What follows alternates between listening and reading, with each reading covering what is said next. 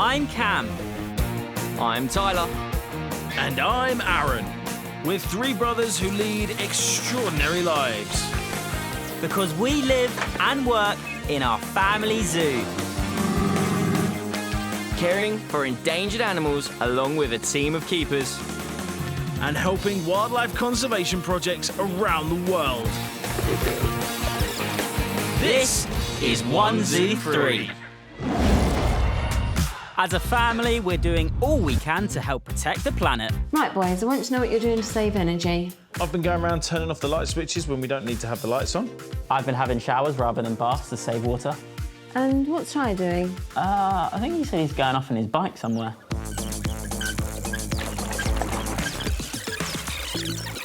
Ty, what are you doing? Look, banana smoothies. All produced using my little legs, powered by this bike. No electricity needed here. Smooth. Want to try some? Yeah. Sure. Cheers. Smooth move. We know the things we do at home can have a massive impact on the lives of animals around the world. So we're always looking for exciting new ways to become eco-champions. And we think a good place to start is by taking inspiration from the animals themselves, as they are nature's true eco-heroes.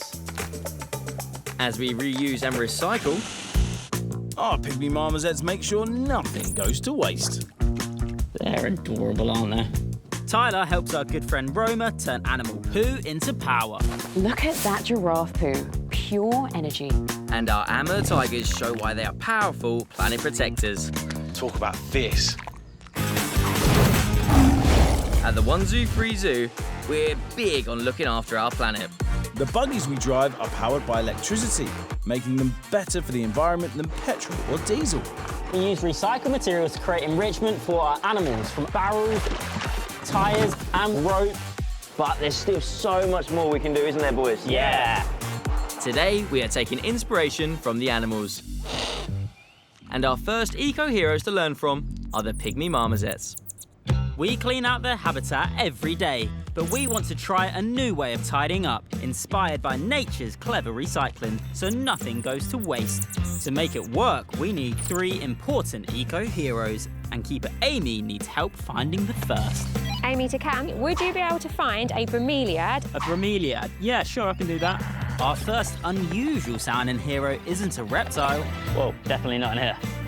Or exotic bird. Definitely not a bromeliad. Or even a mammal. Eco-hero number 1 is actually a plant. Bromeliad! We got it! How beautiful are they? This amazing plant comes from Central and South America. And our little pygmy marmosets are gonna love this. A bromeliad's stiff, overlapping leaves act a bit like a bucket, catching and holding rainwater so it doesn't go to waste. Hopefully the marmosets will actually drink their water from inside these leaves, just like they would in the wild. Wow. And it's not just our marmosets who benefit from the water. Bromeliads can make the perfect home for other animals, like some tree frogs, who spend their lives living within its leaves.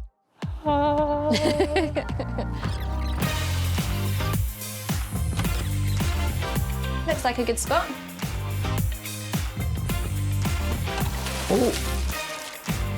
Eco-hero number 2, a clean-up crew made up of thousands of little bugs.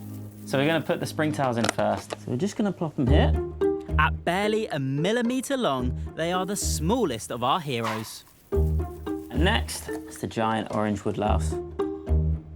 There you can see the 2 giant antennas at the front, and this actually helps them move through the forest floor, just feels their way through. All right, little guy, we're going to pop you down. Now time for the tropical grey woodlice. They're a lot smaller and a lot faster. They may be teeny tiny, but these guys do a huge recycling job, turning waste into wonder. They eat pretty much anything, including dead leaves, rotting food, and even marmosets' poo.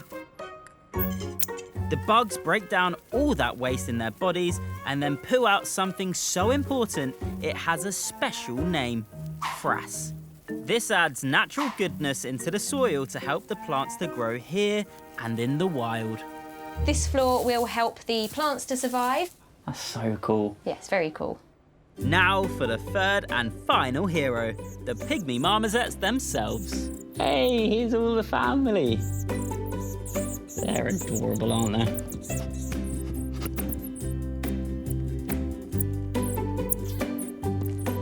Oh, wicked! They're checking the bromeliad out. And they're just hopping about now. Look at those little jumps. What little cuties. Drinking from the bromeliad. All these eco-heroes have helped to create a circle of life, with each one helping the next to survive, just like they do in the rainforests of South America. This is known as an ecosystem. The plants collect water for the marmosets to drink, the marmosets' poo and food scraps feed the bugs poo helps to feed the plants collect water for the marmosets to drink, and so the recycling continues on and on. Clever, eh? I'm really pleased with the new habitat, and I think the little pygmies are too. It's a win-win situation, with less cleaning up for us and a more sustainable environment for the marmosets. Here at the zoo, we think all the animals are eco-heroes, helping to support nature in some unbelievable ways. Now, can you work out what is fact or fake?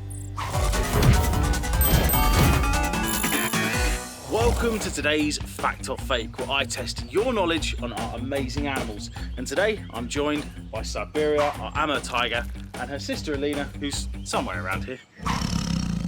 In the wild, you can find them living in forest habitats in Russia and also northern China along the Amur River. As top predators, they are also eco-heroes. Too many of the same species in one area could create problems for the survival of other animals. So tigers do the important job of bringing balance to their ecosystem by eating them. They would eat the likes of deer, wild boars, and have even been known to take down brown bears. Talk about fierce. They're ambush predators, which means that they will try and get as close to their prey as possible before then going to strike and try and bring the animal down. But if they do have to chase their prey, they can reach speeds of more than 40 miles per hour. That's almost twice the speed of the fastest human ever. Hey! Everything I've told you so far is 100% fact. But now it's time for today's Fact or Fake. You can tell how old a tiger is based on how many stripes they have. So, is that fact or is it fake? Is that a fact? Fake? I'm gonna say that's a fake. Fact. I think you can tell the age of a tree by its stripes. So the tiger's the same. The tiger over there doesn't look that old. It has lots of stripes. So I think that is a fake. Those are all really good answers, but I can in fact tell you that it's fake. You can't tell how old a tiger is based on how many stripes they have, but you can tell individuals apart by their stripes. And that's because each tiger has their own unique stripe pattern, just like we do with our fingerprints. Can you spot the differences between Siberia and her sister Alina? You will need to look very closely. Were you able to spot them? I want to give our pride of lions a natural eco-enrichment. A new layer of wood chips to go in their favourite spot for lying around. And I know the perfect person to help. Our good friend Roma, who is visiting the zoo today. As a teenager, Roma used to look after the animals here as a volunteer. She has since been on conservation adventures around the world to learn how to protect animals and the planet. That's a howler monkey. Pretty impressive, right? And she inspires us as an eco-champion. Tyler. How's it going, Roma? Welcome back. It's been a while, but I used to be here cleaning out the lion enclosures, the tigers, all the mess. And as you know, I'm really passionate about finding ways we can make the most out of waste. Oh, well, that is perfect because I've got the best recycling job just for you. Oh, yeah? Yeah, follow me. Let's do it. To make the enrichment for our lions, we are going to use the leftovers from a completely different animal. We're going to go over to the camels. All right, let's get going. Let's do it. Bactrian camels like Mo and Navas live in the deserts of Mongolia and China, where often the only foods available are prickly plants and thorny trees. So we often give them fallen branches to munch on. Here are the boys. Oh, nice jump. Thank you very much. With our camels having eaten their fill of leaves and bark, Chuck in the back of the buggy there. we can take their leftovers to the wood chipper. Cheers, boys. Now, how difficult could that be? Ooh. Oh, no, that bit's gone as well. Oh. This is going so well. Let's cross them and then they'll like secure. Let's go.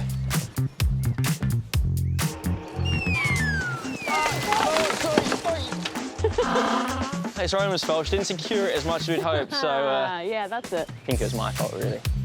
Let's ditch the buggy. It's not working for us. Old school. Old school. Let's do it. Let's carry it over. So if you just go straight ahead, I'm going to take it to that wood chipper. We've made it. Now, to chop up the branches and get recycling.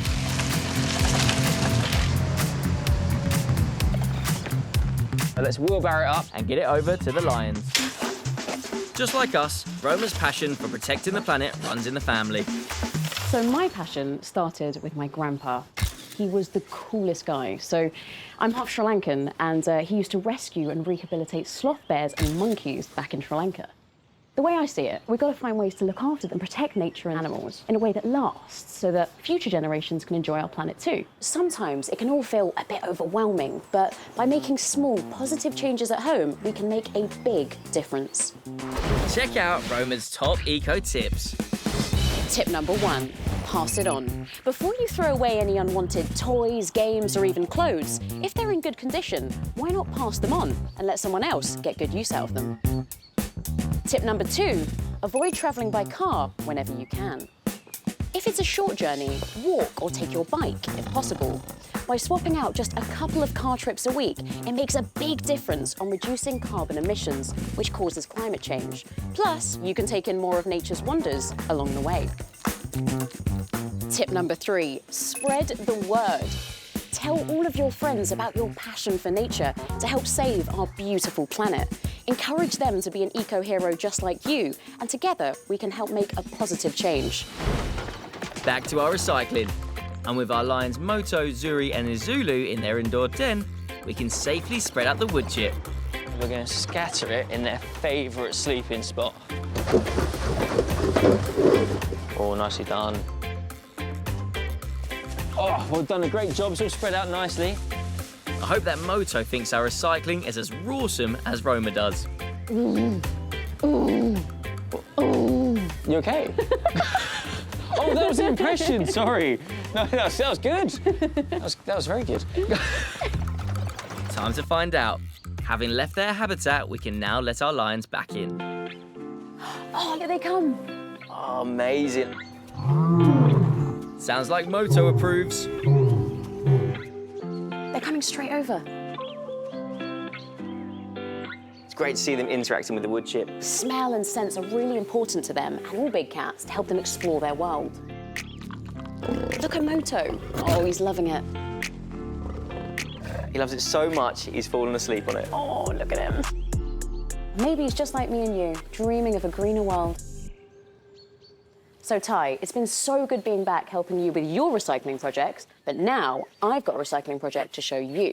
It's going to blow your mind. Ooh, quite intrigued. Come on, let's go. Let's go.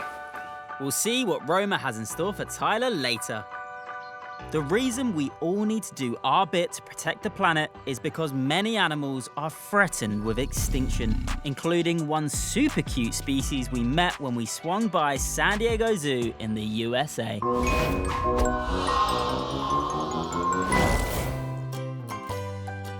I'm looking at some of the most adorable orangutans I've ever seen. Inda, Karen, Aisha, and the little baby, Kaja, who's only 16 months old. And he is so adorable.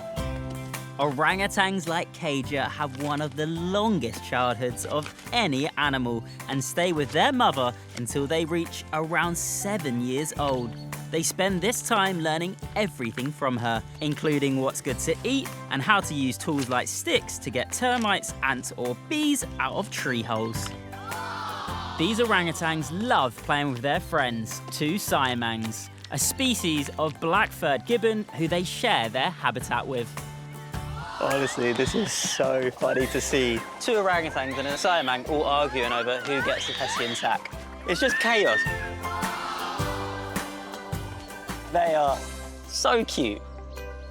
Sadly, in Southeast Asia, where they live in the wild, life isn't always this fun. Orangutans are critically endangered. Their rainforest homes are being destroyed to make room for palm oil, an ingredient that can be found in products such as some shampoos, biscuits, and peanut butter. For the orangutans here at the zoo, though, it's non-stop fun, games, and roly-poly practice. It's so lovely to be able to watch them all interact and get on and just have a nice time together. It's so wonderful to see.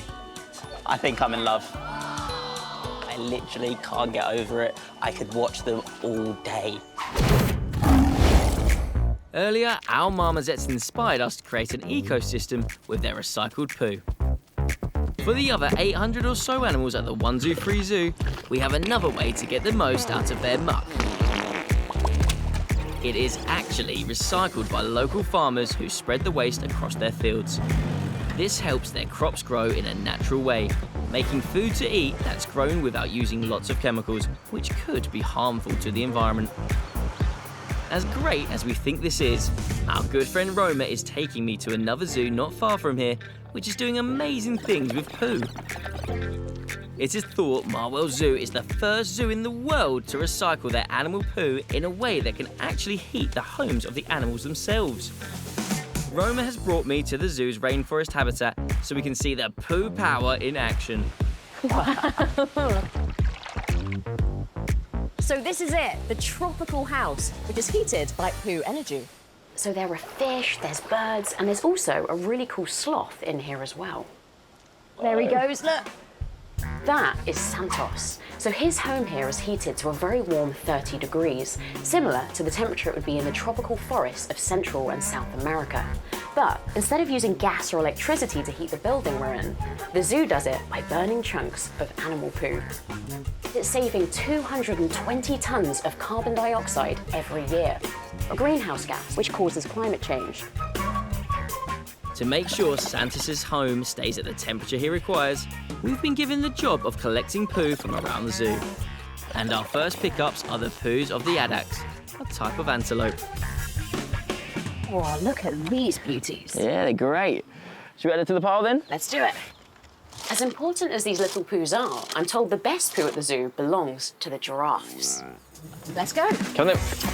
As it's raining outside, they've moved into their indoor den. Oh, look at these guys. In the wild, giraffes come from the savannas of Africa. Having adapted to only drink water once every few days, their poo is very dry. And that makes it great for the zoo to burn. Let's get scooping.